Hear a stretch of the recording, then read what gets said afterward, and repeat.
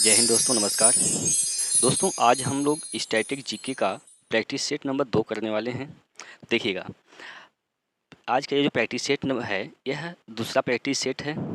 तो पहला practice set हमने यूट्यूब पर अपलोड कर लिया है और आप लोग अगर नहीं देखे हैं तो पहले उसको भी देख लीजिए, फिर इसको देखिएगा। हाँ, अगर आप यूपी पुलिस की तैयारी करते हैं तो यह आपके लिए बेहद इम्पॉर्टेंट है। और अगर जो छात्र बिहार बिहार टीचर के लिए तैयारी कर रहे हैं उनके लिए भी ये बहुत महत्वपूर्ण है, ठीक है, क्योंकि स्टैटिक जीके हर एक एग्ज़ाम में पूछे जाते हैं। अब आइए दोस्तों, पहला क्वेश्चन आपके सामने है।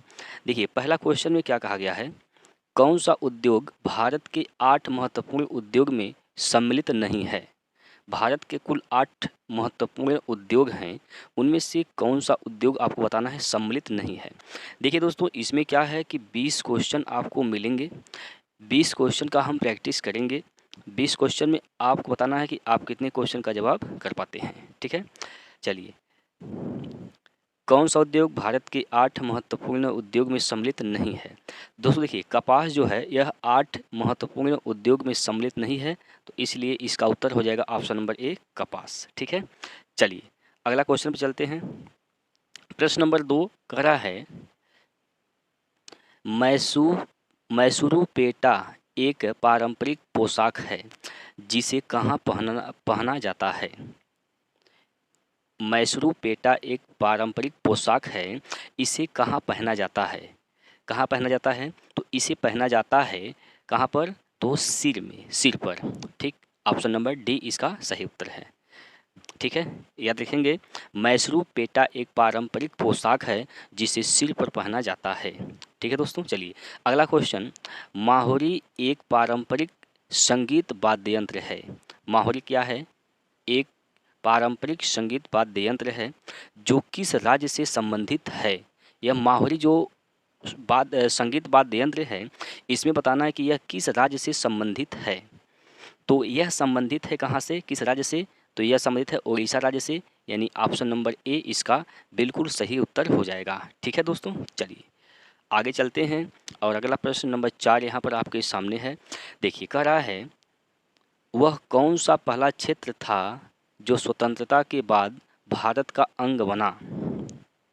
वह कौन सा पहला क्षेत्र था जो स्वतंत्रता के बाद भारत का अंग बना। तो कौन सा वह क्षेत्र था, तो वह क्षेत्र था दादरा और नागर हवेली। दादरा और नगर हवेली, जो कि ऑप्शन नंबर डी इसका सही उत्तर हो जाएगा, ठीक है। चलिए इसी के साथ आगे चलते हैं और क्वेश्चन नंबर 5 पर चला जाता है। 5वां प्रश्न में क्या कहा गया है, देखिए, भारत के संविधान का भाग 4 स्पष्ट रूप से राज्य में किसके प्रति सुरक्षा देने की नहीं सुरक्षा देने की नहीं करता है। तो किसके प्रति सुरक्षा देने की नहीं करता है, तो इसमें बताना है आपको, बताइए। यह सही उत्तर है इसका, नौकरी पेशा महिलाओं के लिए मातृत्व अवकाश, यानी ऑप्शन नंबर डी, ठीक। चलिए आगे चलते हैं, अगला क्वेश्चन, कीसॉट नामक उपन्यास किसके द्वारा लिखित है। कीसॉट एक उपन्यास है और यह किसके द्वारा लिखा गया है। इसे कीसॉट उपन्यास को किसने लिखा है, तो इसको लिखने वाले हैं सलमान रुश्दी, जो कि बहुत ही फेमस यह राइटर हैं।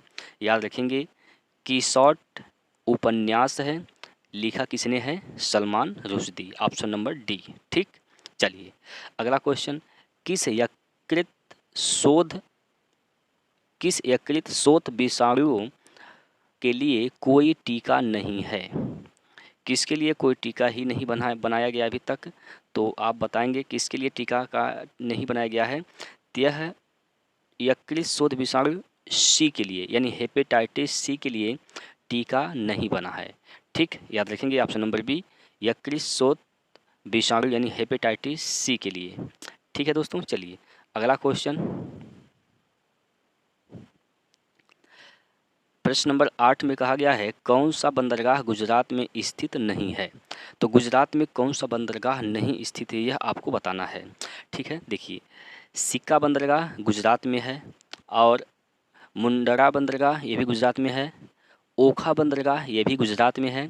तो कौन नहीं है, दीघी बंदरगाह यह गुजरात में नहीं है। ठीक है, चलिए अगला क्वेश्चन। खिलाड़ी दुर्योधन सिंह नेगी किस खेल के लिए प्रसिद्ध हैं? दुर्योधन नेगी कौन सा खेल खेलते हैं यह आपको बताना है।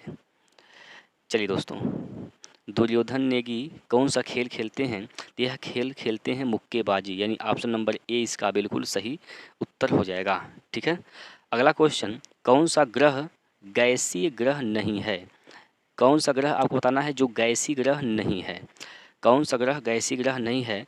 देखिए, शनि पर भी गैस पाए जाते हैं, बृहस्पति पर भी गैस पाए जाते हैं, अरुण ग्रह पर भी गैस मिलता है, लेकिन मंगल ग्रह पर गैस नहीं मिलता है। ऑप्शन नंबर बी इसका सही उत्तर हो जाएगा, मंगल ग्रह। ठीक है, चलिए अगला क्वेश्चन पर चलते हैं। क्वेश्चन नंबर, देखिए दोस्तों, यह यूट्यूब चैनल है, रोजगार विद प्रमोद यूट्यूब चैनल है। आप लोग इस चैनल को सब्सक्राइब करके बेल आइकन को प्रेस करके रखिएगा। ठीक है, चलिए अगला क्वेश्चन पर चलते हैं। देखिएगा, यहाँ से ध्यान से आप लोग समझिएगा। अगला क्वेश्चन यहाँ पर है, 3 विभिन्न कालों अर्थात मौर्य काल, गुप्त काल और मुगल काल के शिलालेखों से युक्त एक स्तंभ कहाँ स्थित है? कहाँ स्थित है? तो इलाहाबाद, जिसे प्रयागराज कहा जाता है, इलाहाबाद इसका सही उत्तर हो जाएगा। अगला क्वेश्चन, किस पुरातात्विक स्थल पर गर्त आवासों के प्रमाण मिले हैं? किस पुरातात्विक स्थल पर गर्त आवासों के प्रमाण मिले हैं? तो आप लोग इसका आंसर बताइए, कहाँ मिले हैं? तो यह मिला है दोस्तों बुर्जहोम, ऑप्शन नंबर बी इसका बिल्कुल सही उत्तर हो जाएगा। अगला क्वेश्चन पर चलते हैं, और अगला क्वेश्चन में कहा गया है, सुल्तान ऑफ जोहरो कप किस खेल का टूर्नामेंट है? सुल्तान ऑफ जोहरो कप किस खेल का टूर्नामेंट है? तो यह कहाँ किस खेल का संबंधित है? यह हॉकी से, यानी ऑप्शन नंबर सी इसका उत्तर हो जाएगा। ठीक है, चलिए अगला क्वेश्चन पर चलते हैं। क्वेश्चन नंबर 14, देखिए क्वेश्चन नंबर 14 में क्या कहा गया है, काबिनी नदी किसकी एक सहायक नदी है? काबिनी नदी किसकी एक सहायक नदी है? तो यह नदी है कावेरी की सहायक नदी है। अब इसको याद कैसे रख सकते हैं? देखिए, का से काबिनी बन रहा है, का से कावेरी बन रहा है, तो इसको आप ऐसे लिंक करके याद भी रख सकते हैं।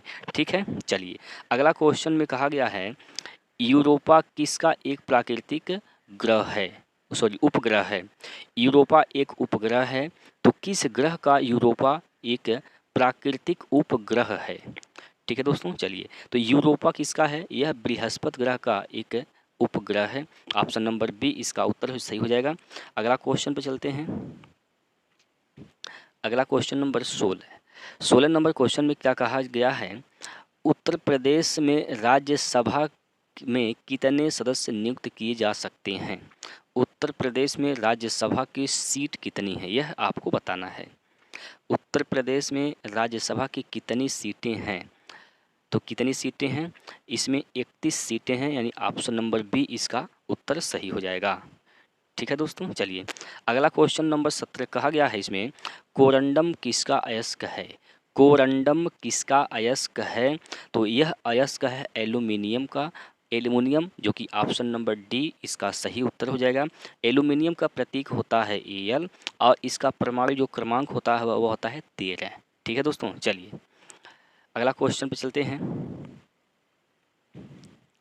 अगला क्वेश्चन में कहा गया है, तमिल साप्ताहिक पत्रिका कुडी अरसू किसने आरंभ की थी?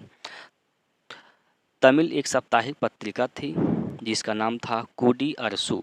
यह किसने इसको शुभारंभ किया था, प्रारंभ किसने किया था? तो इसको प्रारंभ करने वाले थे Periyar EV Ramasamy. Option number A इसका उत्तर सही हो जाएगा।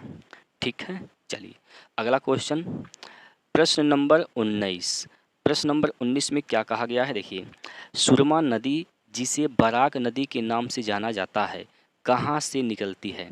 सुरमा एक नदी है, इसका अन्य नाम बराक नदी है, तो यह कहाँ से निकलती है? तो यह निकलती है मणिपुर की पहाड़ी से, मणिपुर की पहाड़ी से निकलती है, तो इसलिए ऑप्शन नंबर ए इसका उत्तर सही हो जाएगा। ठीक है दोस्तों, देखिए अगला क्वेश्चन में चलते हैं। अगला क्वेश्चन जो है यह 20 नंबर क्वेश्चन है और यही लास्ट क्वेश्चन है। इसमें कहा गया है, कौन सा महाकल्प को स्तनधारियों का महाकल्प के रूप में जाना जाता है। तो किसको जाना जाता है बताइए? इसको जाना जाता है, यह है नूतन जीवी यानी सीनोजोइक को, यानी ऑप्शन नंबर ए इसका सही उत्तर हो जाएगा।